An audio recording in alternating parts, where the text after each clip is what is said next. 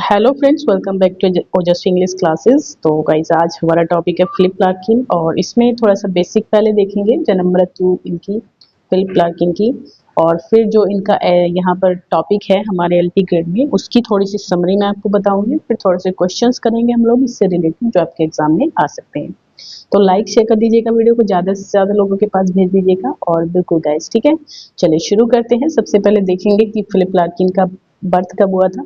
9 अगस्त 1922 में ये पैदा हुए थे। कहाँ पर? Redford, Coventry. ठीक है, अब बात करते हैं इनके प्रोफेशन की। तो प्रोफेशन जो थे, लाइब्रेरियन थे यूनिवर्सिटी ऑफ हल में। ठीक है, लाइब्रेरियन थे यूनिवर्सिटी ऑफ हल।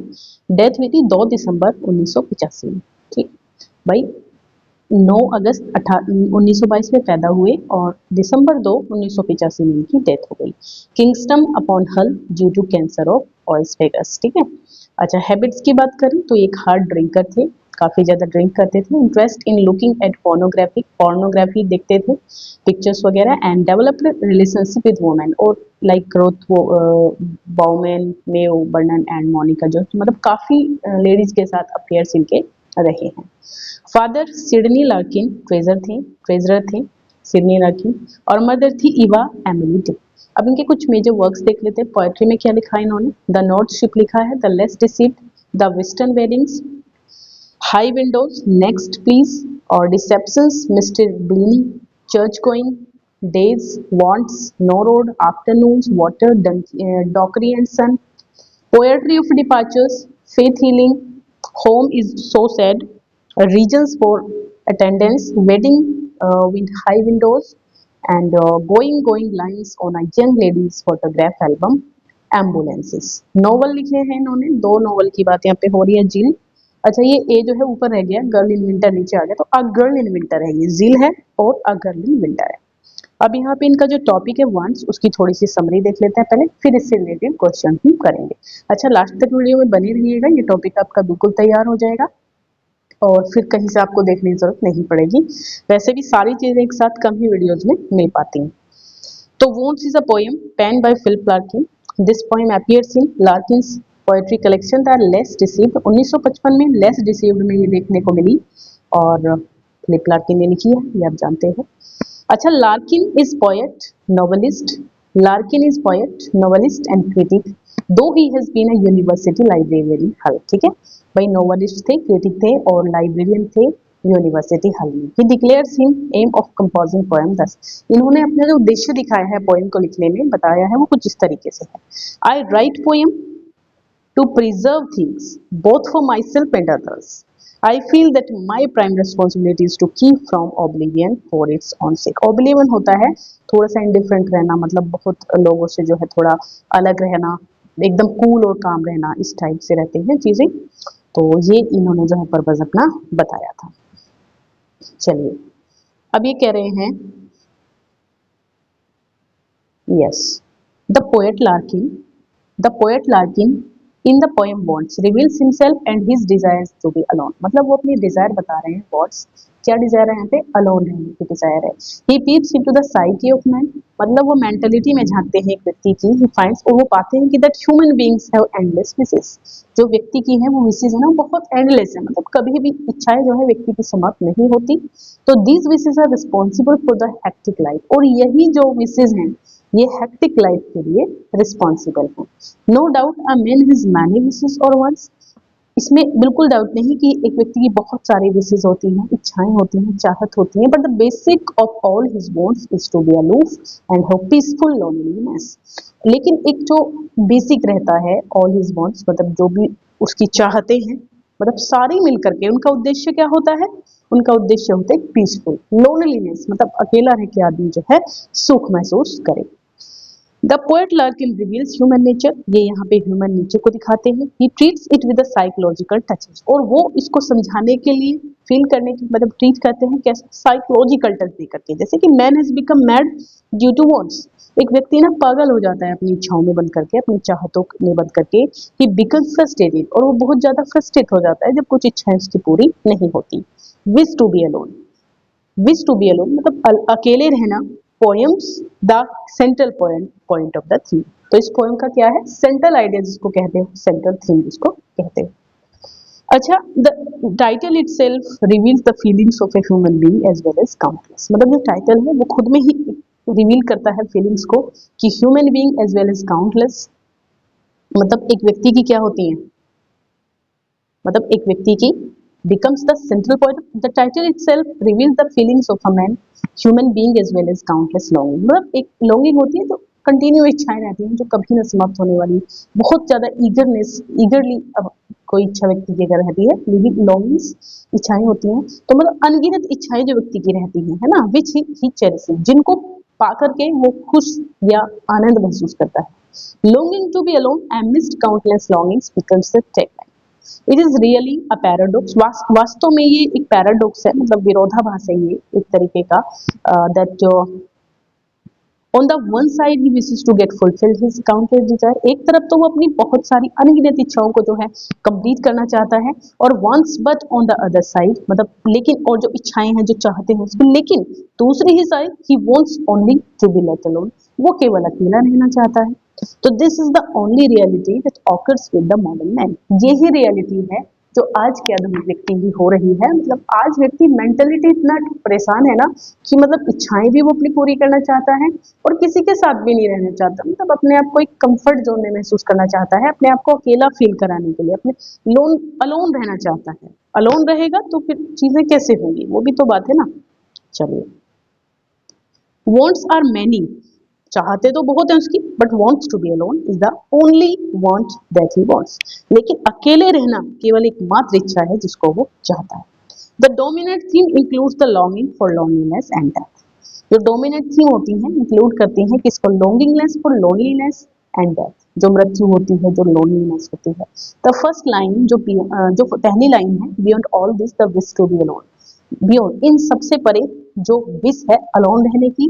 द लास्ट लाइन क्या है, vanity toll the desire for oblivion रस, मतलब दूर भागना, जो मतलब व्यक्ति है, ओब्लिवियन रहना, मतलब एक तरीके से एक कूल एंड काम कंपोजर फील करना।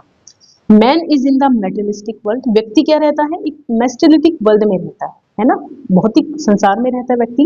The poet focuses the life of the middle class in England, और ये पोएट यहाँ पे क्या फोकस करता है, एक जो इंग्लैंड में मिडिल क्लास को ये दिखाता है यहाँ पर। Man has become so busy, इसमें एक व्यक्ति जो है ना मिडिल क्लास में, वो इतना बिजी हो चुका है कि शेड्यूल ऑफ सोशल एक्टिविटीज, अपनी जो शेड्यूल है उसका सोशल एक्टिविटीज का, मतलब अपने परिवार में समाज में रहकर के इतना बिजी अपने कामों में हो गया है that he cannot neglect that deep ingrained desire to be alone, है ना, कि वो नेग्लेक्ट मतलब अस्वीकार नहीं कर पा रहा है इस डिजायर को, उसके अंदर जो इनग्रेन हो रही है अकेला रहने की, अलोन रहने की डिजायर। ठीक है, वो फील अच्छा फील करता है जब अकेला होता है, इतना मतलब परेशान बिजी व्यक्ति हो गया है। No doubt the man seems to enjoy the social life, इसमें कोई शक नहीं कि व्यक्ति अपनी सोशल लाइफ को भी एंजॉय करता है, बट समवेयर, लेकिन कहीं ना कहीं in the inner most heart, उसके दिल में ही नोज, वो जानता है कि that these social activities are useless, ये सारी सोशल एक्टिविटीज क्या है, यूजलेस है, क्योंकि मेन पर्पज क्या होता है व्यक्ति का, एक शांत जीवन व्यतीत करना, एक बहुत ही खुशी वाला एक अच्छा जीवन व्यतीत करना। सेलो एंड एम्प्टी, तो ये क्या है, बट ये सभी चीजें जो हो रही हैं सेलो है, एम्प्टी है, वो कोई भी उसको सुख या कोई आनंद प्रदान नहीं करती है। समहाउ कैसे भी he takes pleasure in the invitation, कैसे भी करके मतलब वो आनंद लेने की कोशिश करता है, जैसे प्लेजर होते हैं जीवन के, मतलब इन्विटेशन उसको कहीं से मिल रहा है, thinking that he will have some pleasure in attending the social function, ये सोचते हुए कि भाई वो मतलब गैदरिंग में इकट्ठा होकर के लोगों के साथ मिलकर के शायद वो कुछ प्लेजर महसूस करे, तो ये सब चीजें हैं। द पोएट हिंट्स टू, ठीक है, यहाँ से हम लोग, the poet hints to the people who think that small families will give happiness, कुछ लोग क्या होते हैं, ये सोचते हैं कि जो स्मॉल जीवन मतलब जो स्मॉल लाइफ मतलब जो स्मॉल फैमिलीज होती हैं, छोटी फैमिली जो होती हैं, वो क्या करती हैं, उनसे शायद हमें हैप्पीनेस मिल सकती है। ठीक है, और लेकिन the concept of small family reduces the expenditure, क्योंकि छोटी फैमिली में क्या होता है, रिड्यूस कर देता है, घटा देता है एक्सपेंडिचर को, खर्चे वगैरह जो होते हैं वो कम हो जाते हैं, एज वेल एज रिस्पॉन्सिबिलिटी, और ऐसे ही जो जिम्मेदारियां हैं वो बहुत कम हो जाती हैं, एंड दस ऑफर्स हैप्पीनेस, और ये सब चीजें शायद खुशी प्रदान करती हैं। बट लेकिन this is not the truth, लेकिन ये भी सच नहीं है। Love making has become quite mechanical, love making आजकल थोड़ी सी क्या हो गई है, थोड़ी मैकेनिकल हो गई। सब लोग अच्छा सोचते हैं कि भाई मतलब फायदा हो रहा है, नुकसान हो रहा है। जब ये प्यार मोहब्बत भी जो है थोड़ा सा स्टेटस देख करके, थोड़ा सा वो चीजें देख करके हो रही है। Artificiality rules there where emotional spontaneity is expected to grow. ठीक है, तो फैमिली, यस कहाँ पर गए हम, yes the family, the family photograph seems to appear perfect. जो फैमिली फोटोग्राफ होते हैं वैसे तो वो परफेक्ट दिखाई देते हैं, but it is also facade of perfect joy. ठीक है, लेकिन ये केवल एक भ्रम है ना। There is a longing to be alone. उन सब में मतलब फैमिली फोटो में तो वो दिख रहे हैं साथ में, जब साथ में है, हाथ पकड़े के फोटो हैं, साथ में खड़े हुए हैं, बट लेकिन कहीं ना कहीं लॉन्गिंग क्या है उनकी, अकेला रहना। The poet uses the word however and this however, which is a disjunctive conjunction, emphasizes that all the social activities cannot erase the desire to be alone।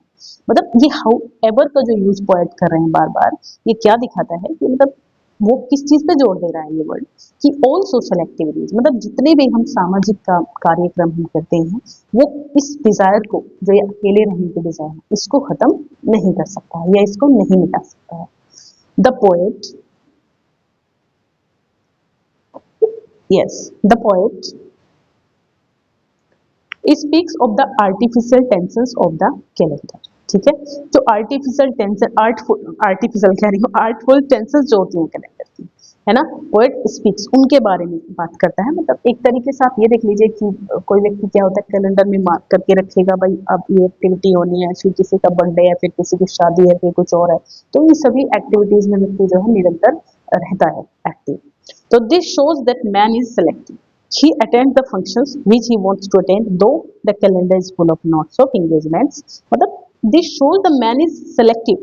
ये कहता है कि जो व्यक्ति जो होता है ना वो सेलेक्टिव है, मतलब वो सेलेक्ट करके रखता है उसको क्या करना है क्या नहीं करना है।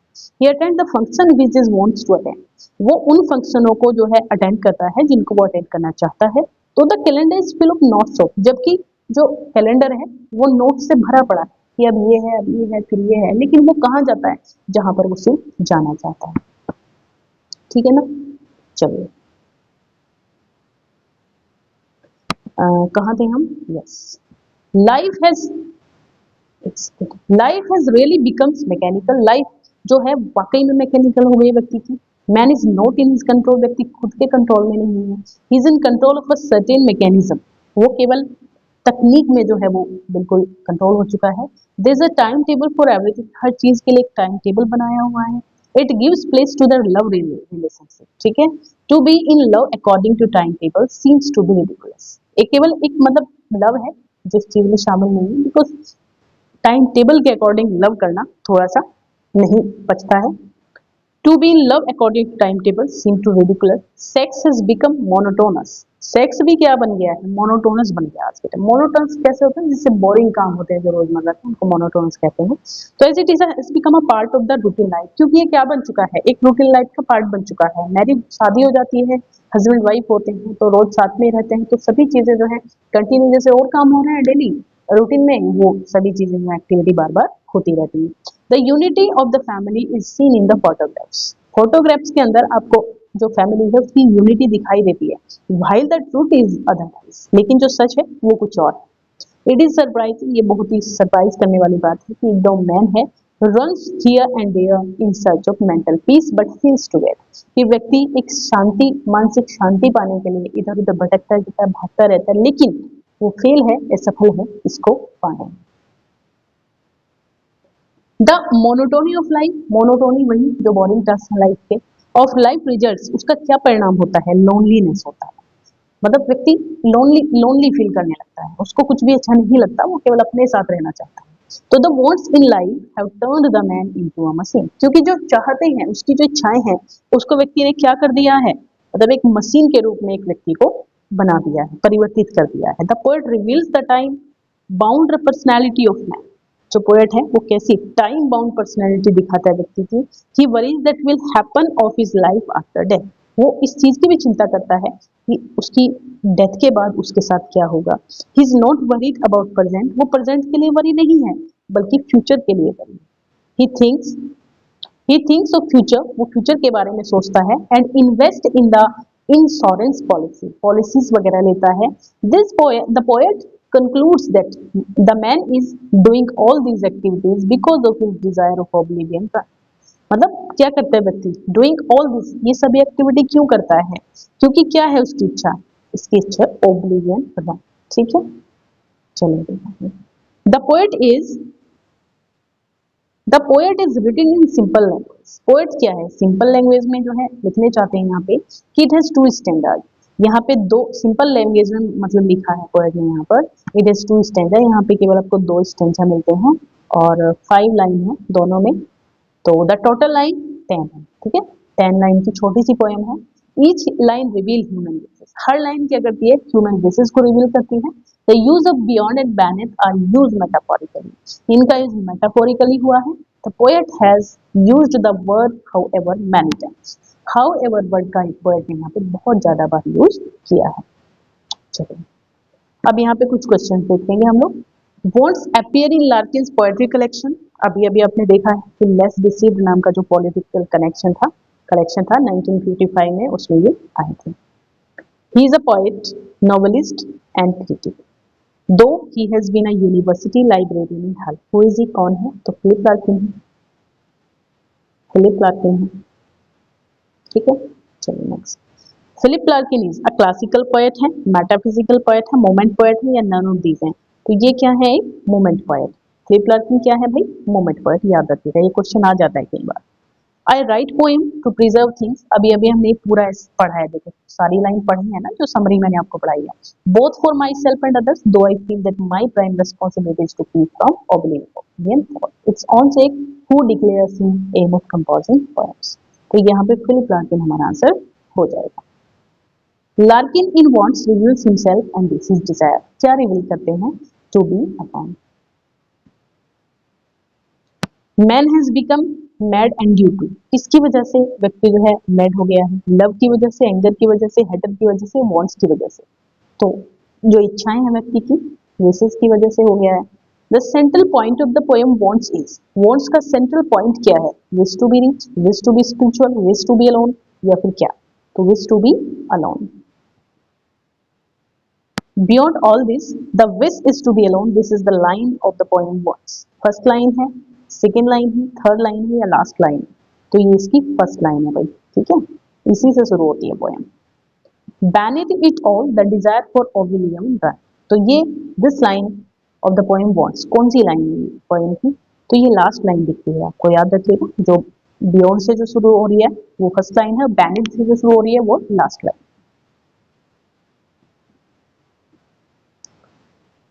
क्वेश्चन नंबर 10 है, the poet speaks of the artful tensions of the calendar. In which poem does this phrase appear, तो ये आती है आपकी वॉन्ट्स में।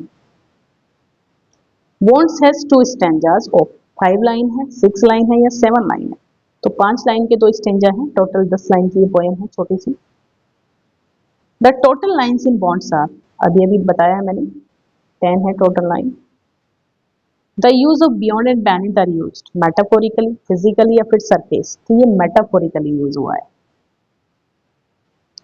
Which word has the poet used many times? कौन सा वर्ड है जो पोएट ने बहुत बार यूज किया है, however है, but है, why है, then है, तो ये however है। देखा समरी पढ़ी तो कुछ क्वेश्चन तो आपको एकदम से याद आ जाएंगे पढ़ते के साथ ही।